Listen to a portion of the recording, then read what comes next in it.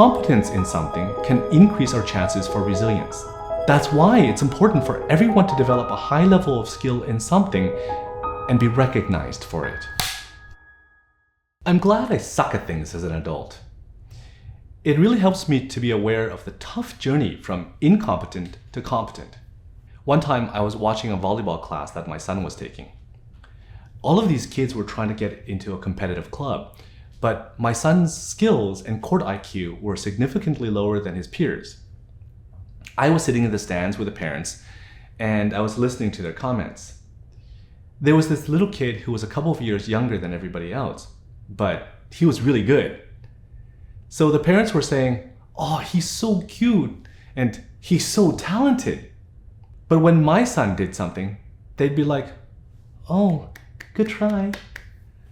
Which is a polite way of saying, "God, he's awful."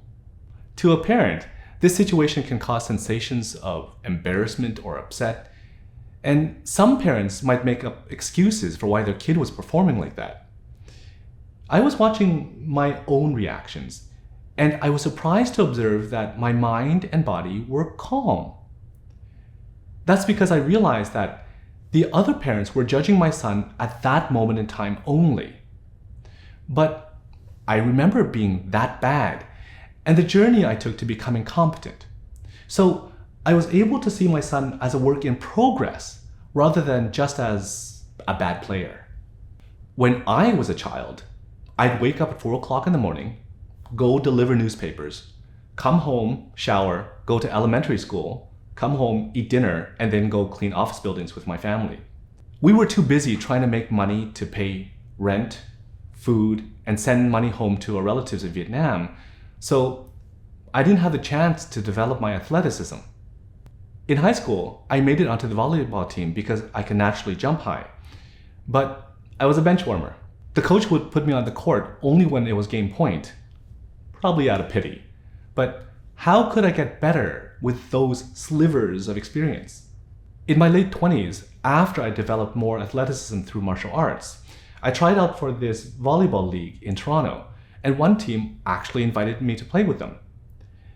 This experience helped me to understand the different stages of competence. In the first stage, I was very insecure about myself, and I focused on how good or bad I looked. My mind kept on thinking about how others were seeing me. I often felt embarrassed about the mistakes I was making. Luckily, my teammates were very patient with me and taught me the game. They gave me the chance to keep on developing my skills. In the next stage, I was becoming more consistent with my play.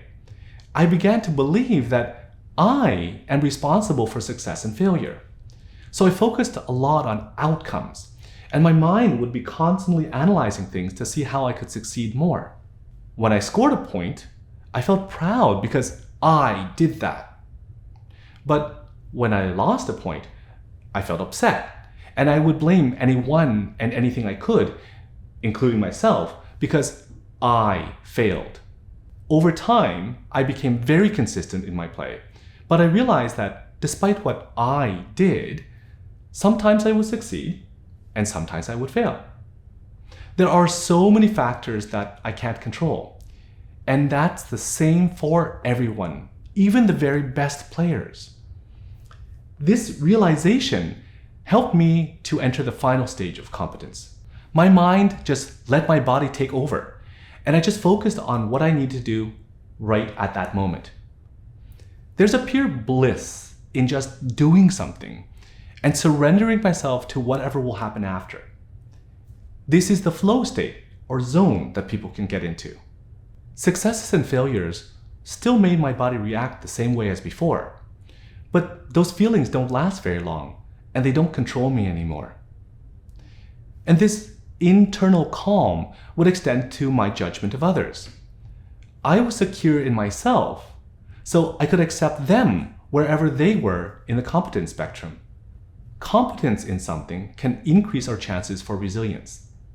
That's because the thought of, "I am good at something," can be used as an anchor during times of uncertainty when self-doubt creeps in. Many people who struggle with chronic illnesses never developed a high level of competence in something, or they've lost the opportunities to show it. That's why it's important for everyone to develop a high level of skill in something and be recognized for it. So if you're just beginning to develop your competence in anything, find those people who you feel calm around. You feel safer and more encouraged to continue trying. If you're at a stage where you're very critical of yourself and others, congratulations. You're halfway there. Keep going if you can. It's not a good place to stop because you're most likely to create conflict for yourself and others at this stage. If you can just do something, while your mind lets go of everything else except for the present, then congratulations. You've become a haven for others along their journey because you give them a safe space to develop their competence and to demonstrate it without judgment. Now, the process of developing competence doesn't just apply to physical and mental activities. The stages are the same for emotional competence. Imagine that you can feel anger, sadness, or jealousy. Respond to it calmly and not get controlled by the outcomes. You can get into a flow state when experiencing emotions. You'd make others feel safe in any situation. I think that would be something amazing to aspire to.